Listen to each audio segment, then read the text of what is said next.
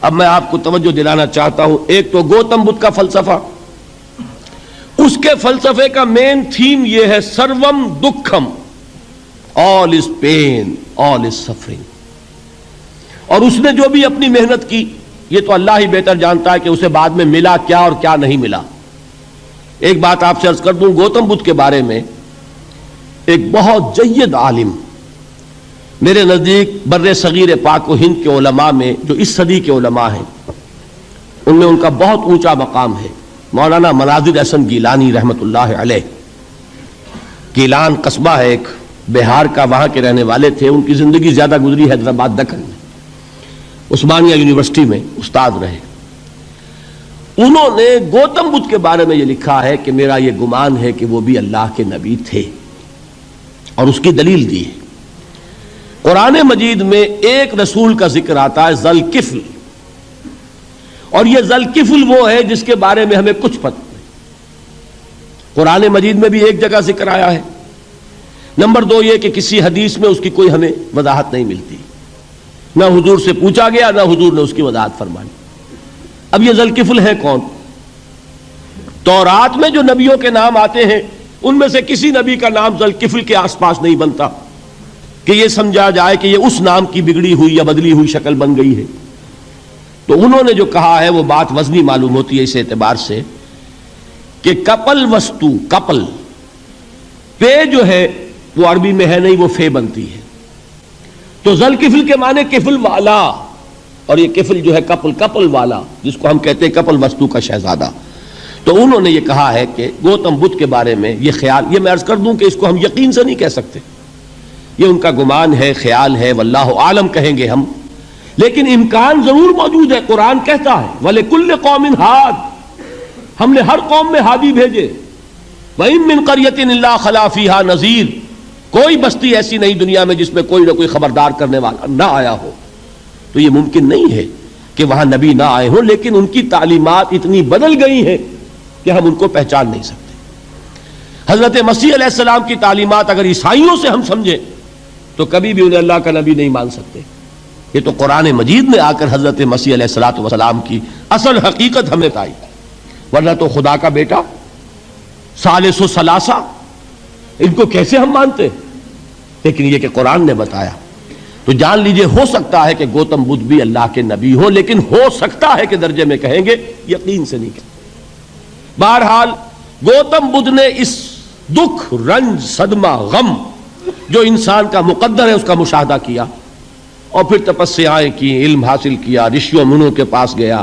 اس نے کوشش کی کہ معلوم ہو سیلویشن کا راستہ کون سا ہے، اس دکھ سے نجات پانے کی کوئی سبیل بھی ہے کہ نہیں، اس غم سے، اس نجات سے، اس اندوہ سے انسان کسی طریقے سے چھوٹ سکتا ہے یا نہیں.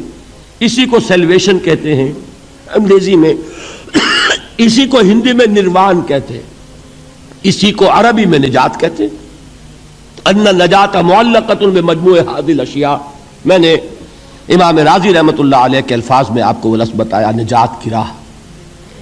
اچھا، جدید فلسفوں میں جن حضرات کو دلچسپی کی بات ہے انہی کے بارے میں یہ عرض کر رہا ہوں. جدید فلسفوں میں بھی ایک فلسفہ ہے وجودیت، ایگزسٹانشلزم. آپ نے نام سنا ہوگا سارترے، یہ فرینچ فلسفر، اور اس وقت دنیا میں جو نوجوان نسل ہے وہ بہت زیادہ متاثر ہوئی ہے سارترے کے فلسفے سے. کرکیگارڈ پرانے دور میں اور سارترے اس دور میں، ان کے فلسفے کا نام ہے وجودیت، ایگزسٹانشلزم. اس کا مرکزی خیال بھی یہی ہے، انسان کے لیے دکھ ہی دکھ ہے، صدمہ ہی صدمہ ہے، رنج ہی رنج ہے. صرف یہ ہے کہ کچھ حساس لوگ ہوتے ہیں وہ صدمے کو زیادہ محسوس کرتے ہیں، کچھ ذرا ان کی حس جو ہے وہ کچھ ڈل ہو جاتی ہے، کند ہو جاتی ہے. وہ جو غالب کا شعر میں نے آپ کو سنایا کہ مشکلیں اتنی پڑی مجھ پر کہ آسان ہو گئی، ورنہ یہ ہے کہ انسان سوچے تو دکھ ہے. اب یہ دکھ جو ہے اس سے نجات کا کوئی راستہ بھی ہے کہ نہیں، یہ کوسچن مارک ہے، جس کا جواب ہے تیسری آیت میں الا الذین آمنوا وعملوا الصالحات وتواصوا بالحق وتواصوا بالصبر. جو ایک نا امیدی کی کیفیت طاری ہوتی ہے، والعصر ان الانسان لفی خسر، زمانے کی قسم ہے تمام انسان برباد ہونے والے ہیں، تباہی میں ہیں، گھاٹے میں ہیں، ٹوٹے میں ہیں.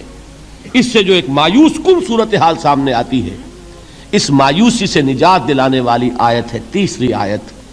ایک راستہ ہے، یہ امید کی کرن ہے، تباہی سے بچ سکتے ہو، ابدی بربادی وہ بربادی۔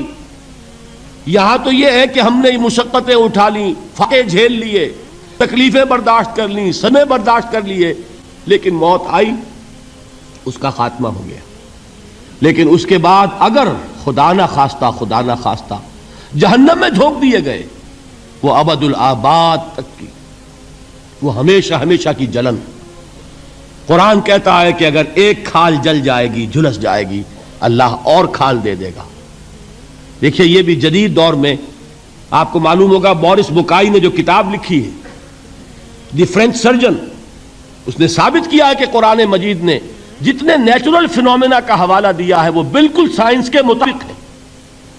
آج ہمیں یہ معلوم ہے کہ حس جو ہے وہ صرف کھال میں ہوتی ہے، کھال حساس ہوتی ہے، کھال اتر جائے نیچے جو ہے گوشت جلے گا، آپ کو تکلیف نہیں ہوگی۔ معلوم قرآن نے کہا ہے کہ جب کھالیں ان کی جھلس جائیں گی ہم نئی کھال دے دیں گے، تاکہ وہ سوزش جو ہے، وہ جلن کا احساس برقرار رہے، وہ ختم ہونے نہ پائے۔ حالانکہ اس کی ضرورت نہیں ہے، اگر اندر کا گوشت بھی حس والا ہوتا تو پھر کھال دوبارہ عطا کرنے کی ضرورت نہیں ہے، گوشت جلے گا، اس سے بھی جلن کا اور سوزش کا احساس ہو جائے گا۔ لیکن قرآن کہتا ہے کہ نہیں، کلما نضجت جلودہم بدلنا لہم جلودا غیرہا، جب ان کی کھالیں جھلس جائیں گی، جل جائیں گی، ہم ان کی کھالیں بدل دیں گے تاکہ وہ سوزش برقرار رہے۔ ثم لا يموت فیہا ولا یحیا، پھر نہ وہ اس میں جی سکے گا نہ مر سکے گا، نہ زندوں میں ہوگا نہ مردوں میں ہوگا۔ موت کو پکارے گا، کاش کہ موت آ جائے جو مجھے اس مشقت سے اور مشکل سے چھٹکارا دلا دے۔ وہ موت جس سے اس وقت ہم بھاگتے ہیں، اگر خدا نہ خواستہ اس جہنم میں جھونکے گئے تو پھر موت کو پکاریں گے اور موت نہیں آئے گی۔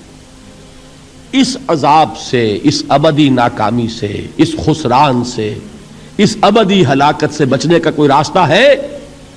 وہ جو میدان حشر میں پکاریں گے لوگ، این المفر، کوئی جائے فرار ہے، کوئی جائے پناہ ہے؟ وہ جائے فرار، وہ جائے پناہ اس دنیا میں اللہ نے ہمیں عطا فرمائی، اسی کا نام صراط مستقیم ہے۔